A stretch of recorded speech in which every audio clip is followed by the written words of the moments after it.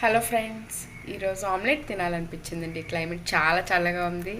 దీనికి తోడు మెంతుల పులుసు చేసుకున్నాను.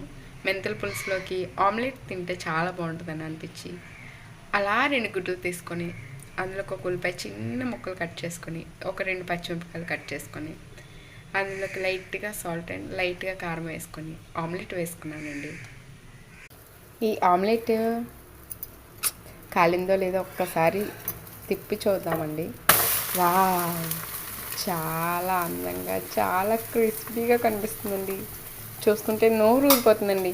మీకు ఎలా అనిపిస్తుంది? హలో ఫ్రెండ్స్, ఇప్పుడు మనకి నోరు ఊరించే గుమగుమలాడే ఆమ్లెట్ రెడీ అండి. బాగా కాలిపోయింది.